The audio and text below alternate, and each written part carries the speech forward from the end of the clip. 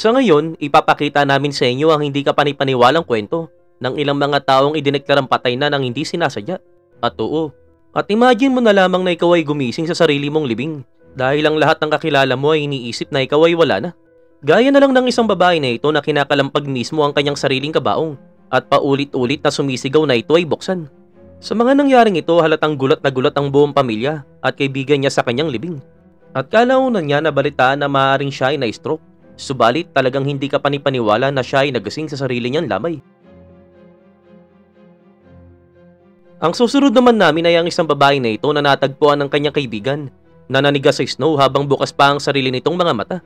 Kaya naman agad nilang iniisip na ito ay patay na at tila ang babae na ito ay nagyelo sa snow sa loob ng 6 na mahabang oras. Noong dinala siya sa ospital, sinabi mismo ng isa sa mga doktor na ang kanyang buong katawan ay naging solid. Tulad na lang ng isang piraso ng karne na ipinasok ng matagal sa isang freezer. Ang kanyang katawan ay napakalamig na kung saan ang kanyang temperatura ay hindi mairehistro sa anumang thermometer. Ang kanyang balat ay sobrang nagyelo na kung saan hindi rin sila makapag-inject ng kahit anong mga bagay. At sa huli nga, sa halip na opisyal siyang ideklarang patay na, maayos siyang nagamot ng mga doktor at nailigtas ang kanyang buhay. Ang susunod naman sa listahan ay ang isang tao na ito na napagkamalan at idineklarang patay na. At ito mismo ay isang 3 taong gulang na batang babae na binawian ng buhay dahil sa dehydration. Ang kanyang ina ay sinabihan pa ng mga doktor na kailangan mong hayaan siyang magpahinga ng mapayapa. At sa kanyang libing kinabukasan, nakita ng kanyang ina na may namumuong hambog sa salamin ng kabaong. At talagang inakala pa nga ng mga tao na ang nanay na ito ay nag-hallucinate lang. At hanggang sa huli nga, namalayan nila na gumagalaw talaga mismo ang mata ng bata. At buti na lang talaga ito ay napansin ng nanay. Ang susunod naman natin ay talagang kakaiba. At ito mismo ang isang tao na nagising sa gitna ng kanyang sariling autopsy. Ang lalaki na ito ay agad na dinala sa morgue dahil pinaniniwalaang namatay siya matapos ang isang malagim na aksidente sa highway.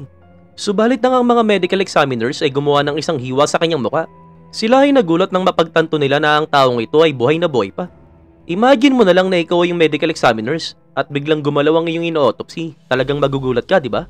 Sinabi pa nga mismo ng lalaki na nagising siya dahil talagang hindi niya matiis ang sakit. At sa ngayon nga, eto siya habang ipinapakita niya ang kanyang sariling dokumento ng autopsy. Ang susunod naman namin ay ang isang kwento ng isang babae na isinugod sa ospital dahil sa high blood pressure. At makalipas lamang ng 2 oras, idineklara siyang patay na ng doktor. Inilagay siya sa isang body bag at inilipat sa isang punerarya. At sinabi pa nga ng asawa na inabot sa kanya ng doktor ang babae na parang hayop, kasama ang death certificate na malapit nang mawala ng visa. Dahil nakita nilang gumagalaw ang body bag, na kung sa nagpapatunay na buhay pa ang babae at nagkamali ang doktor. Kaya naman mula sa isang babae na natagpuan ng kanyang sarili sa isang kabaong at sa isang lalaki na nagising sa kanyang sariling autopsy at sa babaeng nagyelo sa snow sa loob ng ilang oras. Ano ang gagawin mo kung isang araw nagising ka mismo sa sarili mong lamay? Ipaalam mo naman sa amin sa komento.